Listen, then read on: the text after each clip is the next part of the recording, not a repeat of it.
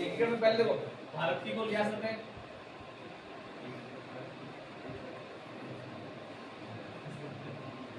भारत में कुल रियासत कितनी थी?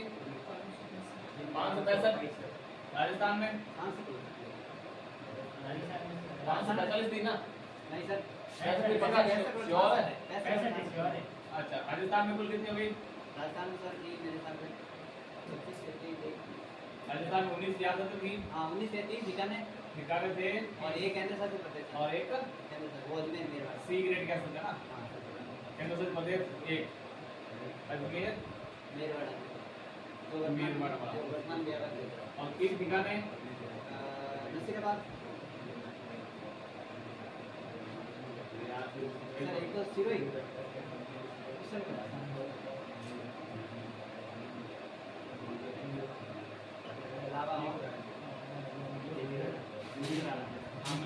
ये 3 तो ठिकाने थे।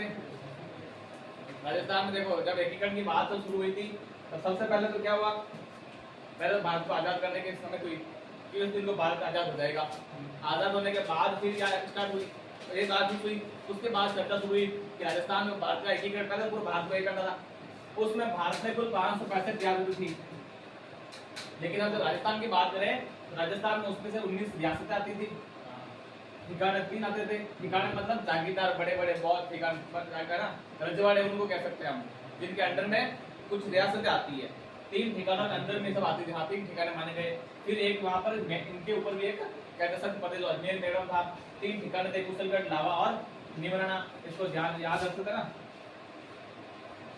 नकुल नाम से, नकुल, निमराना, कुशलगढ़ और लावा। एक केंद्र शासित प्रदेश था अजमेर मेरवाड़ा। फिर एकीकरण का श्रेय किसको जाता है? दो पुरुष हमारे सरदार वल्लभ भाई पटेल को, उनके नेतृत्व में ही समितियां बनाई गई। उनके एक मेनन जो सिख मेनन थे उनको सचिव बना करके दोनों ने मिलकर 19 रियासतों को एक एक करके मिलाते गए। लास्ट में किस रियासत को मिलाया था? सिरोही को लास्ट में मिलाया, छठे चरण में उसमें मिलाकर के फिर पूरा राजस्थान का पूर्ण एकीकरण किया गया। और राजस्थान को धीरे धीरे लास्ट में आते 6ठे चरण में आता था, 4थे चरण में जयपुर राजधानी बना ली गई, जो आज भी कायम है। ठीक है, हम स्टेप बाय स्टेप बढ़ेंगे, आगे शुरू करते हैं।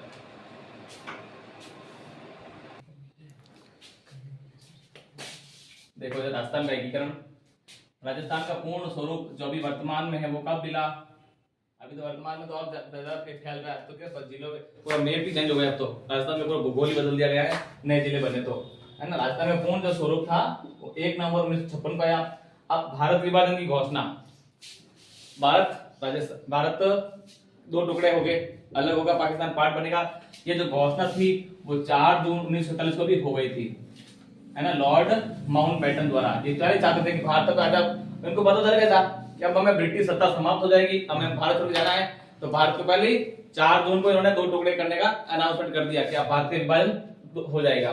फिर भारत स्वतंत्रता अधिनियम 1947 की धारा 8 के तहत में भारत की सभी देशी रियासतों पर ब्रिटिश सत्ता समाप्त हो गई। जब भारत आजादी की कगार पर आया तो जो भारत स्वतंत्रता अधिनियम लगा था उसकी धारा 8 के तहत में सभी रियासतों को अंग्रेजों से मुक्त कर दिया गया, अंग्रेजों से आजादी मिल गई थी, अब गुलामी नहीं रही थी उनकी। देशी रियासतों के मामले को हल करने के लिए एक रियासती विभाग की स्थापना की गई थी, जो 5 जुलाई 1947 को की गई थी। भारत की जो रियासती के मामलों को हल करने के लिए रियासतों को कब एकत्रित किया जाएगा, किस किस रियासत को कहां मिलाया जाएगा, किस जगह विलय किया जाएगा, उन सभी मामलों को हल करने के लिए एक जो गठन बनाया गया, विभाग बनाया गया था, उसका नाम रखा रियासती विभाग, जिसकी जो स्थापना हुई 5 जुलाई 1947 को की गई। यानी 4 जून को क्या हुआ, विभाजन की घोषणा हुई और 1 महीने बाद में अब उसको एक विभाग बनाया जाता है कि कौन रियासत को कहां मिलाना है। फिर अब रियासत बनी तो उसको नेतृत्व के लिए लौह पुरुष सरदार वल्लभ भाई पटेल को आगे किया गया, आप लीडर कहेंगे इनके, आपकी लीडरशिप में काम होगा। एक सेक्रेटरी बनाया गया जो डीपी मेनन को सेक्रेटरी का पद दिया गया। फिर अपनी रियासत को भारत में विलय करने वाले पहले देशी शासक, जब ये विभाग बना तो बुलाया गया सबको कि आपको अब सब क्या चाहते थे कि हमारा अपना अलग अलग ही बस संविधान रहे, अपना सब अपना अपना राज्य चाहते थे। लेकिन सबको बुलाने के बाद जब कहा गया, एक समझौता करने की बारी आई, तो जो बीकानेर नरेश थे साधु सिंह, उन्होंने सबसे पहले इस पर सहमति जताई थी कि हाँ मैं अपनी रियासत को भारत में शामिल करता हूँ, भारत संघ में शामिल करता हूँ मैं। तो सबसे पहले इन्होंने सहमति जताई थी, भारत में अपनी रियासत को भारत में सौंप दिया था 7 अगस्त 1948 को। 5 जुलाई को बना संगठन, ये विभाग बनाया गया, और 7 अगस्त को सबसे पहले है ना नरेश साधु सिंह ने इस बात पर सहमत हो गए थे। फिर 14 अगस्त 1947 तक, यानी भारत आजाद होने के एक दिन पहले तक सभी रियासतें भारत में मिल चुकी थी, सभी रियासतों का विलय हो गया था और एक भारत एक स्वतंत्र राष्ट्र बन गया था। ठीक है, चलिए आगे।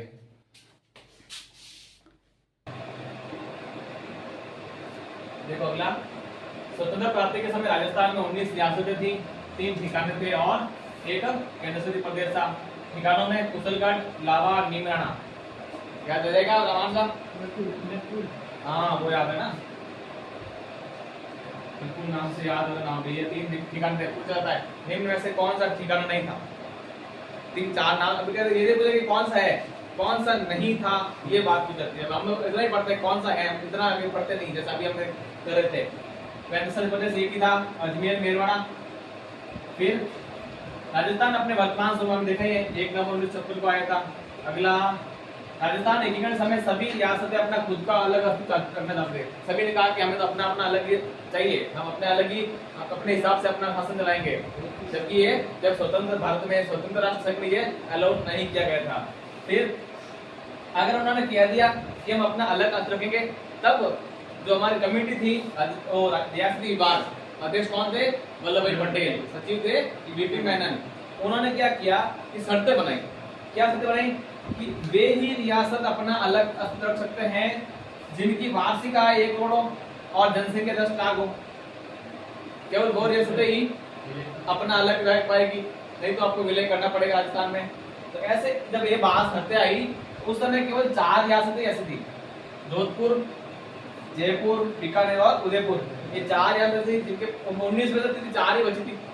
इन 4 को तो विलय करना आसान होता है, लेकिन 19 को हैंडल करना मुश्किल था। तो उन्होंने ये शर्त बना दी, अगर आपके पास, जब ये पहले बनेगी थी ना, तो पहले इसके पहले एक और बात चली, ये तो 1 करोड़ बाद में आया, तो पहले रखी गई ना, पहले रखी गई थी 50 लाख और जनसंख्या 20 लाख थी, डबल थी। तो फिर क्या जनसंख्या डबल होती जाती है? लेकिन फिर इनको बढ़ा दिया, इनको डबल करके 1 करोड़ किया और जनसंख्या को आधा कर देना। 10 लाख या उससे ज्यादा हो, 10 लाख से कम है तो आप अपना अलग राज्य नहीं चला सकते। अगर आपकी आय कम है, आप अपना अलग राज्य नहीं चला सकते, आपको राजस्थान में विलय होना पड़ेगा। ये रियासतें केवल 4 के पास ही थी। फिर सरदार वल्लभ भाई पटेल ने इन 4 को बिठा करके उनको समझौता करके पूर्ण एकीकरण राजस्थान में उनको भी विलय किया गया था। चलिए आगे।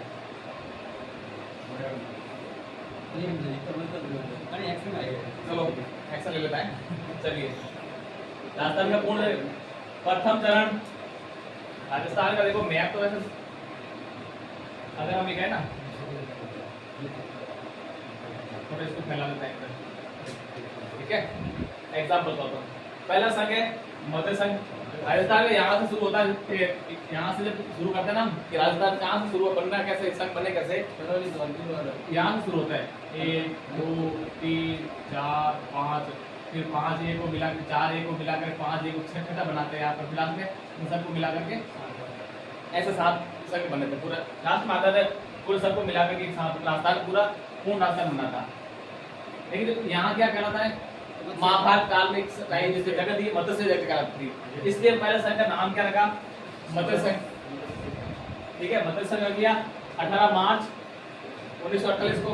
अब डेट याद रखनी है तो याद कैसे रखनी है? 48 में दिन आए थे, 48 48 48 49 50 56 है ना, 49 वो है 48 3 49 2 50 56। मार्च अप्रैल, 18 मार्च एक 7 दिन आगे जोड़ो, 25 मार्च, 18 मार्च के 1 महीने बाद अगले 18 मार्च, यानी कि पहली तारीख है 18 मार्च 1948, दूसरी है 25 मार्च 1948, तीसरी है 18 अप्रैल 1948, फिर चौथी है 30 मार्च 1949, फिर है 15 मई 1950, 30 26 जनवरी 1950 और लास्ट 1 नवंबर 1956। इस प्रकार से फिर दूसरा पूर्व राजस्थान, ये तो मतलब फिर इधर पूरी क्षेत्र है, इसको पूर्व राजस्थान नाम दे दिया। ठीक है, ये कब हुआ 25 मार्च 1948 को। और पहले पीएम शोभाराम कुमावत को ये मध्य संघ का प्रधानमंत्री बना दिया। पहले एक ही प्रधानमंत्री, वो तो देश वो जब देश आजाद होने के बाद जब ये पूरा भारत संघ अलग हुआ तो बोला ये प्रधानमंत्री भारत का रहेगा। अब भारत के अंदर क्या था, राजस्थान तो यहाँ सीएम रहेगा। तब उसमें प्रधानमंत्री यही थे, शोभाराम कुमावत बनाया। और इसको मध्य संघ के ऊपर आता अलवर यही पड़ता है। मैप पे देखो अलवर कहाँ पड़ता है, नहीं मध्य से क्षेत्र पड़ता है, तो अलवर को यहाँ की राजधानी बना दिया गया। फिर दूसरा पूरा संघ 25 मार्च 48 को गठन हुआ इसका, गोकुलराम असावा को प्रधानमंत्री बनाया गया और कोटा को इसकी राजधानी बनाया गया। तीसरा था संयुक्त राजस्थान, 18 अप्रैल 1948 को माणिकलाल वर्मा को बनाया गया पीएम और उदयपुर को इसमें मिला करके। और तीसरे संयुक्त राष्ट्र में ना जो उदयपुर रियासत को तीसरे में विलय किया गया था। तीसरे जो चरण में उदयपुर रियासत को मिला करके उदयपुर को यहाँ की बनाया, क्योंकि उदयपुर रियासत थी जो अलग अपने आप रख सकती थी।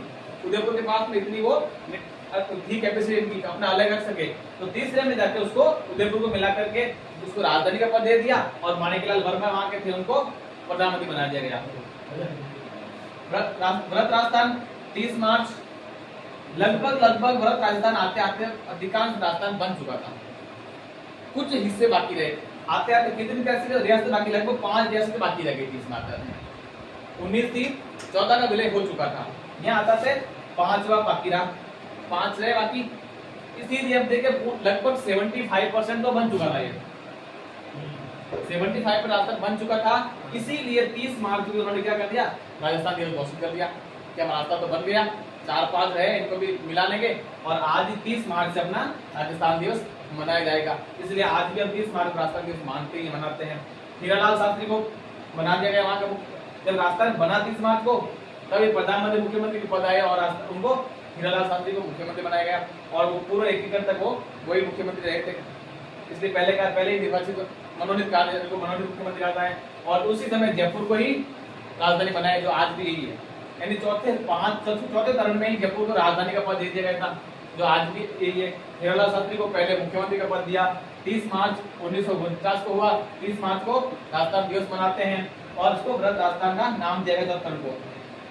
फिर आते हैं 5वें चरण में, तो 5वें चरण में आते हैं संयुक्त व्रत राजस्थान। एक तो व्रत राजस्थान यही था हमारा, और मध्य शासन को क्या गया इसमें ऐड कर दिया गया। इसको ऐड करने के बाद में तब ये संयुक्त व्रत तो था, और संयुक्त क्यों पड़ा, क्योंकि इसको ऐड किया गया, शामिल किया गया। संयुक्त करना शामिल करने होता है, तो शामिल करने के कारण इनको संयुक्त राजस्थान नाम दिया गया, जिसका 15 मई 1949 को किया गया था। मुख्यमंत्री तो यही थे हीरालाल शास्त्री, क्योंकि राजस्थान दिवस फिक्स कर दिया गया था, राजस्थान में सीएम फिक्स कर दिया, कैपिटल फिक्स कर दी थी, तो मुख्यमंत्री यही रहे, कैपिटल भी यही थी। फिर राजस्थान संघ यहाँ आते आते 18 तहसीलें ऐड हो गई थी। यहाँ आता था 18 तहसीलें मिल गई। अब पीछे एक बची थी सिरोही की, क्योंकि सिरोही का कुछ हिस्सा मध्य प्रदेश में था, कुछ हिस्सा राजस्थान में था। सिरोही के कुछ हिस्से को एमपी में शामिल किया गया था। वहां से मंदसौर जिले में कुछ जिले ला करके एक नया राजस्थान बनाया गया था यहाँ से कुछ।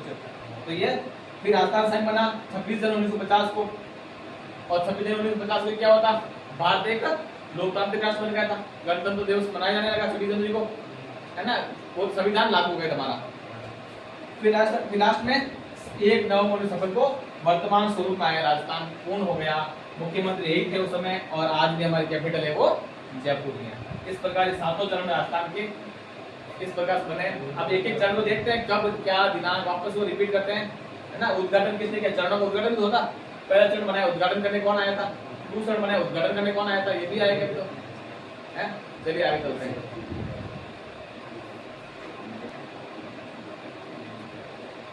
देखो जब वापस रिपीट हो जाएगा, आज के आज वापस ऐसा पढ़ लेना है, दोबारा जरूर एग्जाम तो देखने जरूरत नहीं पड़े। यहाँ ये हो जाएगा वापस। पहला चरण नाम बता दिया, मध्य संघ की हुआ था। दिनांक 18 मार्च 1948 को हुआ था। पीएम शोभाराम कुमावत थे, उसकी राजधानी अलवर को बनाया गया। उद्घाटन करने के लिए केंद्रीय मंत्री एन.बी. गाडगिल आए थे। उद्घाटनकर्ता का नाम पूछा जाता है, आ सकता है एग्जाम, है ना, इसको आप हल्के मत देना। उद्घाटन करने कौन पूछता है, ना मुख्य अतिथि देना पूछ सकता है, चीफ गेस्ट। रियासतें अलवर, भरतपुर, करौली, धौलपुर, है ना। याद करने की ट्रिक है ABCD। ए से अलवर, B से भरतपुर, C से करौली, D से धौलपुर। इस तरह से आप याद रखें। दूसरा, अब मध्य संघ नाम किसके आधार पर दिया गया था, तो मध्य संघ का नाम है वो श्री के.एम. मुंशी के द्वारा दिया गया। मुंशी के आग्रह पर यह नाम रखा गया था, है ना। पूछ सकता है मत्स्य संघ नाम किसने दिया, ये है मुंशी ने। मुंशी नाम देखो, एक है हमारा प्रेमचंद। तो पहले जब पत्रिका छपती थी हंस ना, तो उसमें नाम लिखा जाता था, एक तो देखो ऐसे श्री के एम मुंशी और कॉमा लगा के लिखते थे प्रेमचंद। प्रेमचंद का वास्तविक नाम क्या था, गणपत राय था। गणपत राय था ना, तो उनका जो पहला एक उपन्यास लिखा था गणपत राय नाम लिखा, कौन है, गणपत राय। तो अंग्रेजों ने वो जब्त कर लिया था। उसके बाद से उन्होंने अपना नाम है वो प्रेमचंद लिखना शुरू किया उपन्यास पर। जब पत्रिका छपती थी दोनों की, हंस नाम की, तो उस पत्रिका पे दोनों का नाम ऐसे लिखा था, के एम मुंशी और प्रेमचंद। धीरे धीरे क्या हुआ, कॉमा पीछे हट गया। धीरे धीरे जैसे आगे बढ़ती की बात कई सालों तक चला है, और फिर कॉमा हटने से नाम क्या हो गया, मुंशी प्रेमचंद। इसलिए मुंशी का नाम नहीं था, ये के एम मुंशी से इनको मुंशी शब्द मिला है, तब ये मुंशी प्रेमचंद कहलाए। आज इनको मुंशी प्रेमचंद नाम से जानते हैं। यही कि मुंशी प्रेमचंद। अब आप कह दो प्रेमचंद कहो तो कोई जानेगा नहीं कि प्रेमचंद कौन है। मुंशी प्रेमचंद कहते सब समझ आते हैं। अगर कह दो कि मैं आपको एक नाम बताता हूँ, उसका पूरा नाम बताऊँ मुंशी का, मुंशी कहते आगे कोई नाम आपके दिमाग में आएगा नहीं, सीधा एक ही आएगा, प्रेमचंद। तो के एम मुंशी से इनको पूरा नाम मिला है मुंशी प्रेमचंद। लेकिन पहले तो इनका प्रेमचंद ही लिखा जाता है, वास्तविक नाम गणपत राय था। जब अंग्रेजों ने इसका उपन्यास जब्त कर लिया, तो उन्होंने अपने आने वाली किताबों पर, उपन्यास पर प्रेमचंद लिखना शुरू किया, और फिर धीरे धीरे के एम मुंशी से इनको मुंशी नाम भी मिल गया। तब से उनकी किताबों पर आज भी हम जानते हैं मुंशी प्रेमचंद लिखा होता है। इस प्रकार से मुंशी नाम मिला इनको। फिर अगला द्वितीय चरण हमारा पूर्व राजस्थान संघ, 25 मार्च, इसके ठीक 7 दिन बाद की बात है। द्वितीय चरण स्थापित होता है। गोकुल राम वसावा को यहाँ का पीएम बना, ग्रुप का पीएम बनाते हैं। फिर कोटा को इसकी राजधानी बनाते हैं, और वापस वही एनवी गाडगिल जो पहले में आए थे, वही इनका 7 दिन बाद वही उसका उद्घाटन करते हैं। फिर इनमें रियासतें आती है, टोटल कितनी होगी, 2 4 6 3 9, इसमें होती है 9 रियासत आती है। सेकेंड तृतीय चरण में कुल 9 रियासतें शामिल हुई थी। बांसवाड़ा, बूंदी, किशनगढ़, कोटा, झालावाड़, डूंगरपुर, प्रतापगढ़, शाहपुरा और टोंक। अब इसको याद करने के लिए बाबू, टीको, झाड़ू, प्रसाटो।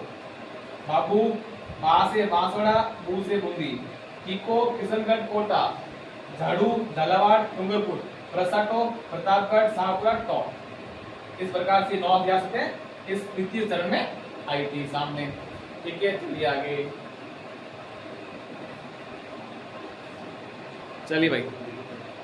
तीसरा चरण, हाँ जी, तो क्या संयुक्त राजस्थान नाम दिया गया।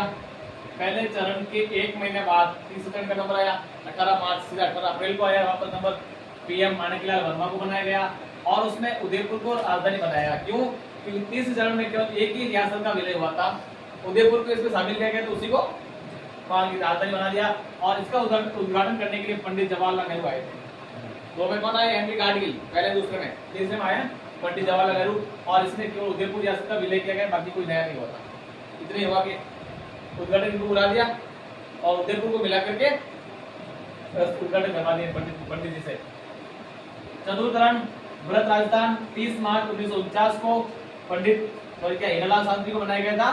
वहाँ के पीएम राजधानी जयपुर बना दी गई, और उद्घाटन करने के लिए चौथे चरण में सरदार वल्लभ भाई पटेल को वापस बुलाया गया। सरदार वल्लभ भाई पटेल ने रियासती विभाग का नेतृत्व किया, रियासती विभाग के अध्यक्ष रहे। वापस जो चौथे चरण में इनको उद्घाटन बुलाया गया। इसमें जयपुर, जोधपुर, जैसलमेर और बीकानेर, ट्रिपल जे बी को रियासत शामिल करी। Triple J B, J B, है ना। इसको इनको चौथे चरण में 4 रियासतें वृहत राजस्थान में शामिल करी। 5 जीती जाती है। श्री पी सत्यनारायण राव की अध्यक्षता में गठित कमेटी की सिफारिशों पर जयपुर को राजधानी बनाया गया। किस कमेटी अध्यक्ष कौन थे? पी सत्यनारायण राव की अध्यक्षता वाली कमेटी ने जयपुर राजधानी घोषित किया। इससे पूर्व यानी चौथे चरण से पूर्व में जोधपुर, जयपुर, जैसलमेर, बीकानेर, सिरोही रियासतें ही बचती थी, जो 3 चरण तक शामिल नहीं थी। चौथे चरण में क्या गया, 1 2 3 और इन 4 को तो मिला दिया गया। चौथे चरण में 4 मिल गई, अब पीला 1 बची थी। यानी 4 चरण आते आते 18 रियासतें मिल गई। अब चौथे एक बची, अब एक सिरोही का क्या था, कुछ जिला एमपी में था, कुछ जिला राजस्थान में थे, कुछ हिस्सा इसका एमपी में था, कुछ क्षेत्र इसका राजस्थान में था। इसलिए इसको जोड़ने में थोड़ा टाइम लगा था। जिले डिवाइड किए गए, कुछ क्षेत्र सिरोही का वहां दिया गया, फिर वहां का यहाँ लाए गए, तो इसमें थोड़ा टाइम लगा था। ठीक है, अब अगले पढ़ेंगे कैसे सिरोही आया, अगले चरण में देखते हैं। नहीं गुजरात में तो था गुजरात में तो वो रॉन्ग नाम नहीं दे रहा चलिए भाई, तो रॉन्ग नाम भी बहुत मस्त है। पांचवा चरण इसका संयुक्त राजस्थान नाम दिया गया इसको। 15 मई 1949 को गठित किया गया था। फिर भारत सरकार ने मत्स्य संघ को व्रत राजस्थान में शामिल करने के लिए एक शंकर देव समिति गठित की थी। व्रत राजस्थान को बना, मत्स्य संघ को और व्रत राजस्थान को शामिल करके संयुक्त बनाया गया है ना। पहला और चौथा मिला करके पांचवा बनाया गया था। तो उसको पहले गठित एक समिति बनाई गई शंकर देव। तो इस समिति की सिफारिश पर ही मत्स्य संघ को व्रत राजस्थान में शामिल किया गया। मत्स्य संघ को व्रत में मिलाया तब जाके ये संयुक्त व्रत बना था। फिर मत्स्य संघ के प्रधानमंत्री कौन थे? शोभाराम कुमावत, पहले देखा हमने। उसको क्या किया? मंत्रिमंडल में शामिल कर दिया गया कि आप भी हमारे साथ आ जाओ।